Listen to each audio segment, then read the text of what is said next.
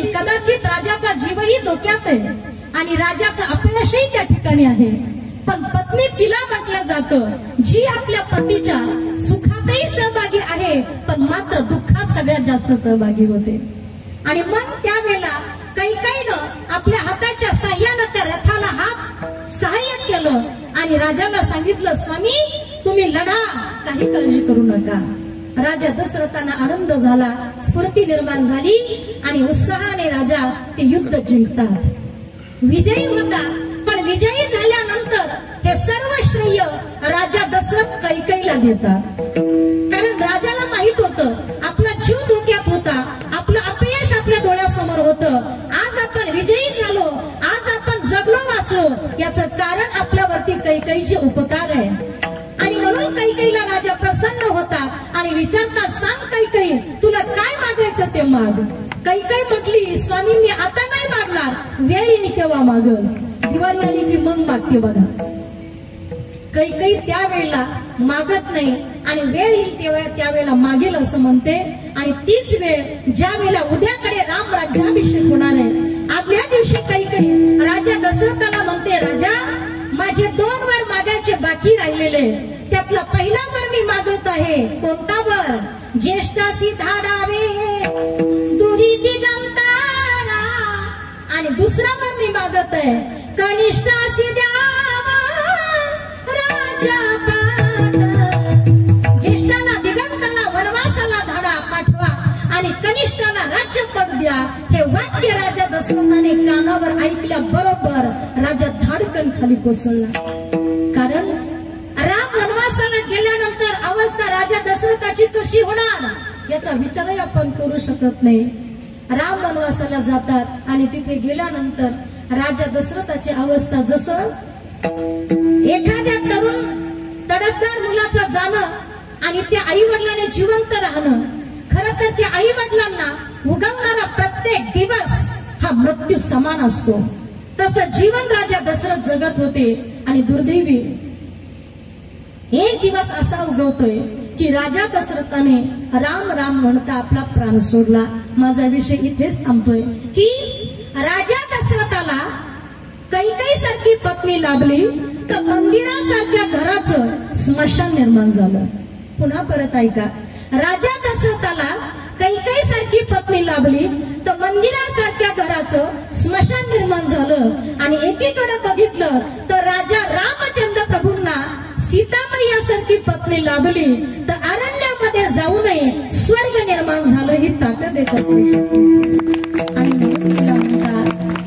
यत्र नार्यस्तु पूज्यन्ते रमन्ते तत्र देवताः यत्रितासून पूज्यन्ते सर्वस्तथा फलक्रिया. तिचा सन्मान जिथे तिथे सर्व देवता प्रसन्न आहे. पण सन्मान कधी होईल? काही लक्षण आहे, 6 लक्षणं सांगितली स्त्रीचे. कार्येषु मंत्री, कर्णेषु दासी, भोज्येषु माता, शयनेषु रंभा, धर्मानुकुला, क्षमया धरित्री. कार्य करायचं प्रधानाप्रमाणे, काम करायचं दासीप्रमाणे, भोजन घालायचं आईप्रमाणे, दिसण्यामध्ये रंभेप्रमाणे, धर्माला अनुकूल आणि पृथ्वीप्रमाणे क्षमाशील. हे पतिव्रता स्त्रीचे 6 गुण आहेत. आणि हे जर तुमच्यात असतील तर यत्र नार्यस्तु पूज्यन्ते म्हणायला हरकत नाही. विठ्ठल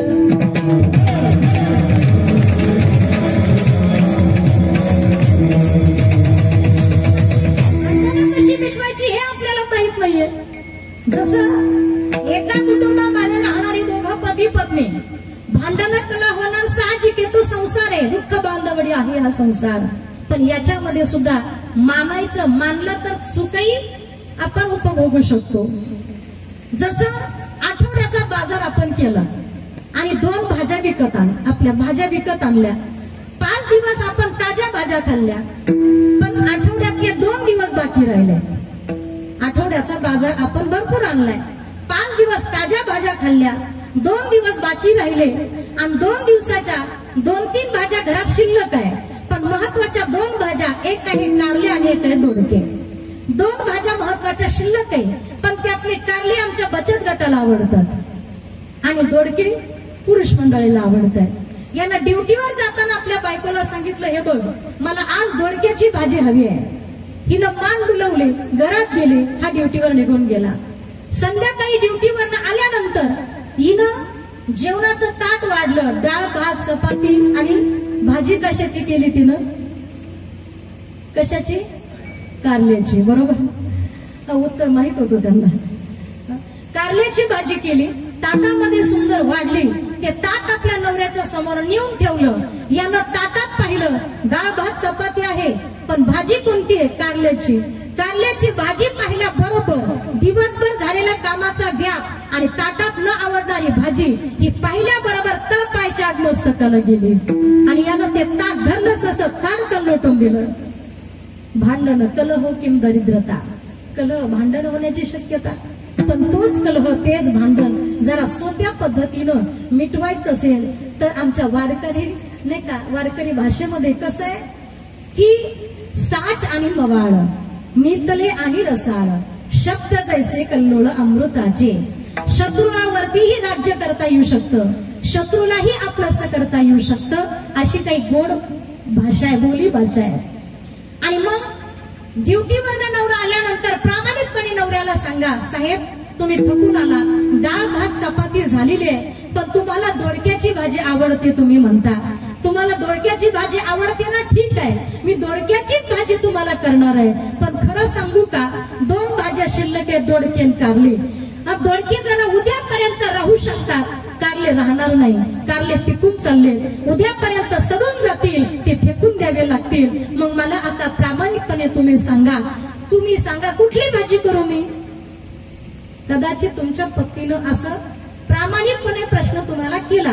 कारले उद्यापर्यंत सडून जातील, खराब होतील, फेकून द्यावे लागतील, वाया जातील. दोडके उद्यापर्यंत टिकू शकतात. मग मला सांगा आता मी भाजी कशाची करू?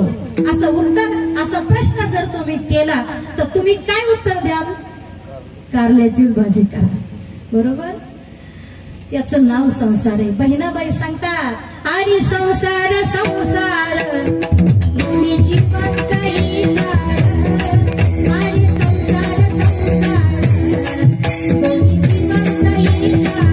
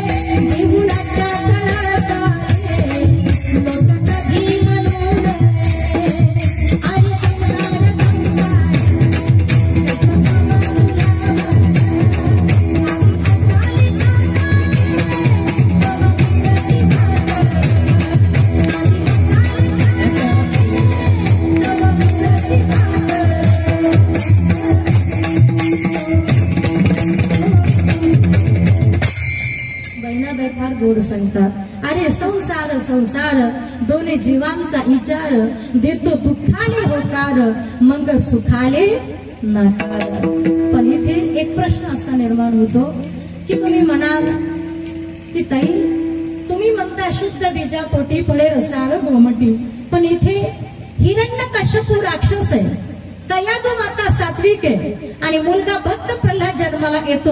याचं कारण काय? तर तुकोबर आहे त्याचं उत्तर अभंगाच्या दुसऱ्या